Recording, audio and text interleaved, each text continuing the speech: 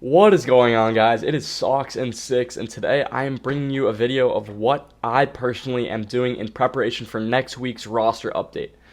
Next week's roster update is June 13th, and it is a week from tomorrow, or whenever you're watching this, it'll be on June 13th.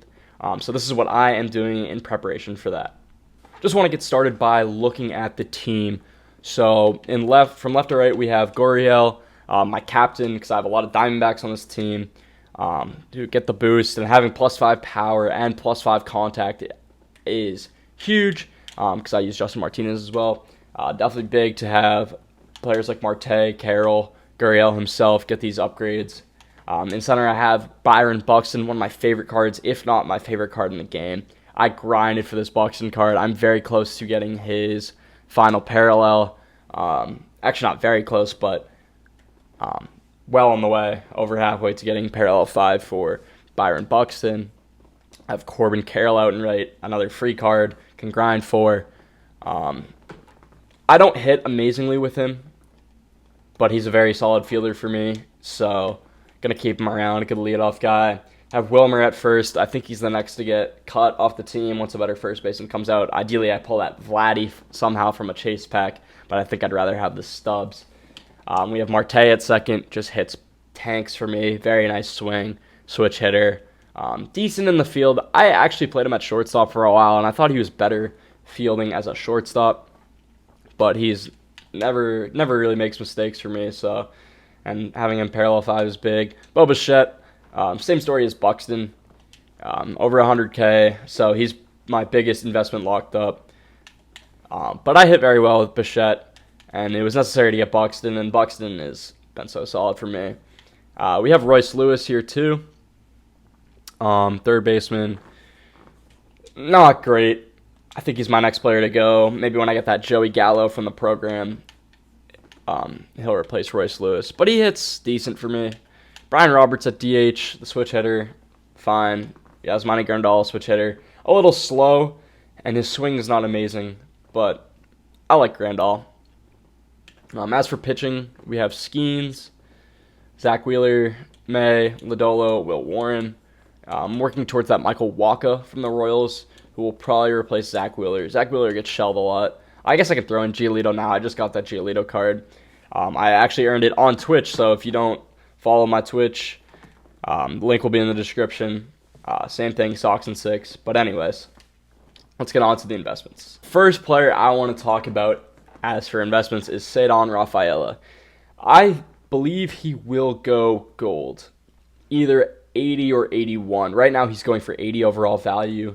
The reason for this is he's been very hot recently, swinging a great bat. 3 homers in the last 3 games, including the walk-off, which will help his clutch. And his hitting stats leave a lot to be desired. So I believe he will get a decent little upgrade hitting-wise, as the game also is starting to inflate their cards a little bit. We saw that in the last update with, I believe, 8 or 9 new diamond cards, including this Alex Bregman. And only one player lost their diamond status. It was Adley Rutschman. Other players from the Red Sox I'd think about would be Jarren Duran, going for about quick sell right now, so he's a low-risk investment. He's been swinging a decent bat, getting a lot of doubles. The problem with him is his fielding stats are very good, his speed is very good, and there's not a whole lot of improvement for him. And the case is the same with Devers. They're both hitting very well, very solidly. Devers is going for about 82, 81 value, which I think he'll get upgraded to probably an 82. SDS never really makes him a diamond, but I can see him going up, maybe a long-term investment for Rafael Devers. By the All-Star break, we could probably see a diamond Devers. The next players I want to talk about were from the Seattle Mariners. We have Cal Raleigh. I've only pulled a couple of him, and that's the reason I have him. I think it's too late for Raleigh. I could see him going 88, 89. Realistically, he probably goes 87, considering his power is already so high. But he is supercharged on a fan vote. That should help his case. And we have J-Rod, too. I have a couple J-Rods. The thing with J-Rod is he hasn't been extremely good recently. SDS does love J-Rod, and I believe they will make him a diamond purely for name value. I mean, he has diamond history, it's Julio Rodriguez, and you could make about 1,000 stubs on each J-Rod. So I'm holding him for now. Won't be too mad if he doesn't go. I didn't put any money in J-Rod. These are just all pack pulls, or I even think I got one from a daily login. So not gonna jump the gun and quick sell all of these for 9,000 stubs. I think I'll wait, see if I can get 18, 19K out of him. So yeah, those are the Mariners I'm looking at. Next up, we have a bit of a risky run. He's from the Phillies. It's Jesus Luzardo. He had a really, really rough start the other day. I want to say 3.1 innings, gave up 12 runs. Yeah, it happens. It actually really doesn't. However, he's going for quick sell right now, and he's posting still one of the best ERAs in baseball. I think he's under 3 still, and he's had some really, really solid starts. He pitches today against the Brewers, I want to say, against the Blue Jays. Either way, he's not someone to overload your subs on, because I realistically think he probably stays in 81, maybe 82 if we're lucky, and you can make about 200 subs on each one. That's kind of what I'm looking for right now. If he goes 83, that's the biggest win I can get. So Jesus Luzardo is the player I'm the most on the fence on. I don't super suggest you go in on him, but he's not a bad card to do so. He's similar to that Jeremy Pena. A lot of people were high on Pena, and he ended up going 83, but Pena was hitting very well. Luzardo would almost be an 84, 85 lock if it wasn't for his last start. So a couple more starts out of him, and we could see his improvement. Next up, I wanted to talk about a Cubs player. It's Pete Crow Armstrong. He's going for about 57.50 right now. If you average his buy and sell now, you can probably go buy orders for about 5,500, and it's not bad value. He's quick selling for 4,500 right now. If he goes 88, he'll quick sell for 5,000, I believe. And sure, he is playing very well. He's playing MVP level. However, his fielding stats and speed stats are almost maxed out already. He is swinging the bat very well. I could only really see him going 88, 89. I actually got all of these Pete Crow Armstrongs when he was an 86 and going for about 6K. So I am down a little bit still unless he goes 90. However, I think his situation is going to be very similar to Freddie Freeman's, what we saw in the last update, where Freeman got up to about 30,000 when people realized he was going to go 90. And this was about 2 or 3 days before the roster update. And then he, I wouldn't say plummeted, but trickled back down to about the 15 to 10K range. I believe he's going for about that now. Yes, 15K. So he's going up a little bit, and he's been playing great baseball, as has Pete Crow Armstrong. I think the only way you really make a huge profit on Pete Crow Armstrong is if he goes 90 this update, but he's not a very bad card to hold. He was supercharged not too long ago, playing out of his mind, hitting probably 330 month of May, so I could even see him being the player of the month. And last but not least, Logan O'Hoppe. I have 115 O'Hoppes. I bought into the hype. He is going for 1,400 right now. And he needs a week here. He needs a very big week. He's been very cold the past week, 2 weeks.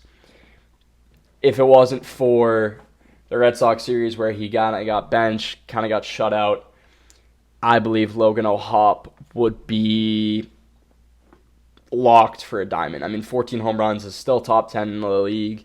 Had an RBI yesterday, swinging a good bat. His power stats are already very high, but I believe he could be the Cal Raleigh of the next update. Now, if he goes diamond, I make about 350,000 stubs. So I will be very, very happy with that. I got him for about 1,400 a piece, so he's a little lower now. It's still a low-risk investment because I can't see him getting worse than an 83. Now, if he does, I'm kind of cooked because I think I put about 125,000 stubs into a hop. So if he's anything lower than 83, yeah, I'm burned. Could I hold him? Yes. Do I think he's hit his peak of the season? Also, yes. So this update is do or die for Logan O'Hoppe, I believe. That's about it investment-wise. I just want to go over what I'm doing right now. I'm staying away from this Lou Gehrig promo. If you can hit with Lou Gehrig, by all means. I just don't think his stats are that great. Obviously has the discipline and clutch and durability.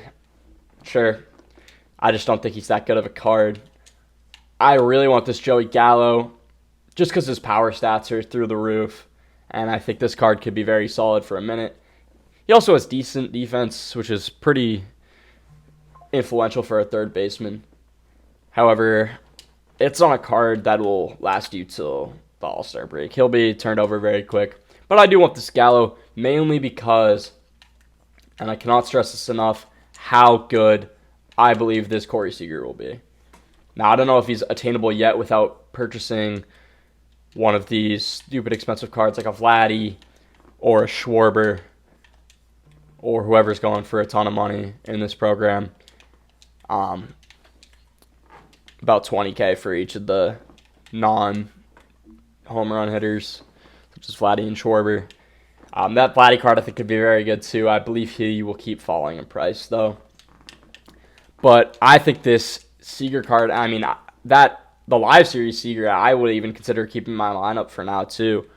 So having a 93 Seager with unbelievable hitting stats, great clutch, 45 speed will get the job done.